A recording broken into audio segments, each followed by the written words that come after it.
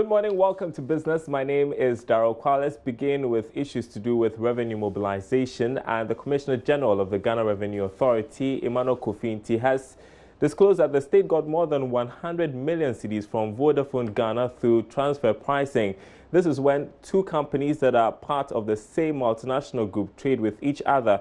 Speaking at a media engagement in Accra, Mr. Kofi Nti disclosed that transfer pricing from business transactions contributed more than $400 million of its revenue last year. The transfer pricing unit contributed no less than 400 million to our collections at the conservative level. And it's a unit that was set up not long ago. And so as they perfect their act, we will be seeing greater improvements. And so at the transfer pricing level, the Vodafone area, I know we picked something above 100 million from the Vodafone in the light of transfer pricing. And the very last week of December, in fact, on the 31st of December, one of the companies, I won't call the name, had to pay $10 million. Got the transfer pricing and had settled at an amount of $40 million due from them. And they did pay $10 million on the 31st of December. And so when you convert that, at least from that one single company, I don't know whether the Debu people here would accept me saying one single. From that single company, we raised about 50 million Ghana cedis from the transfer pricing work. Now, an economist with the data bank group, Courage Buti, has said the issue of high lending rates will not be solved if the country doesn't fix some structural issues. His comments come on the back of the Bank of Ghana's Monetary Policy Committee cutting its key lending rate from 17% to 16%. The policy rate influences the cost of credit, but some argue the drop in lending rates isn't commensurate with the significant cuts in the policy rate. The economist explains. Details shouldn't be brought for the sake of bringing them. You don't do digital address for the sake of it. You do it and follow it through. I mean, how many of our banks have actually requested us to submit our digital addresses? Yeah. How many of us have even submitted, and which bank decide that I'm blocking your account because you haven't submitted this?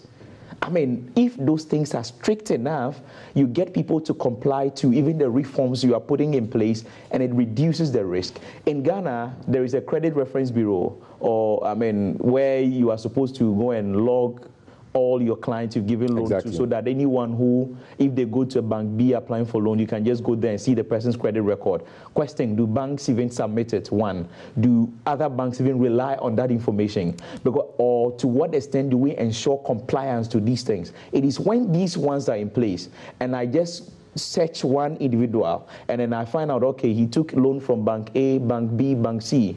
It was a 2-year loan. He paid in 6 months. It was a 5-year loan. He paid in 3 months. Or it was a 1-year loan. It took him 5 years to pay. Then I'm able to adequately assess your credit risk, and that is what will bring down the rate overall. But if those things are not available, yes, policy rate will come down, but then we will not see a commensurate decrease in a market rate because of these structural issues. In other news this morning, government will soon complete reforms in the education sector to enhance graduates' ability to become entrepreneurs and improve their competence for the industrialization drive. The Ministry of Education says the reforms have begun in second cycle and technical institutions. Deputy Minister of Education Barbara Yisi made the disclosure at the presentation for the finalists of UBA essay competition. Government has begun reforming the educational curriculum to meet the growing demand for skills for industrial sector as a result of many industrialization programs introduced. The UBA essay competition is one of the programs by the bank to support efforts of government to improve education for the sector. Speaking to Anna 10 finalists from second cycle institutions, Deputy Minister of Education Barbara Yisi hinted that the reforms will benefit the industrial sector. The government is currently pursuing several programs, several reforms at all levels in the education sector in order to improve learning outcomes and ultimately our industrial drive. Distinguished invited guests, key among these is a review of our pre-tertiary curriculum, whose vision is anchored in its expectation that every Ghanaian child of school-going age should get the opportunity to benefit from quality basic education, to become literate and numerate, nurtured as good persons, and aspire for competence and excellence. Managing Director of UBA, Osong Odum, noted it has spent about $150,000 on the program since its inception. That allows students to exhibit their cognitive skills and potentials while developing positive problem-solving and critical thinking skills.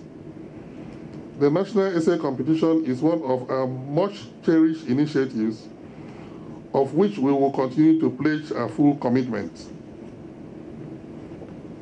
After today, we would have identified 15 winners since the inception of the competition 5 years ago, who are currently at various stages of their education and career.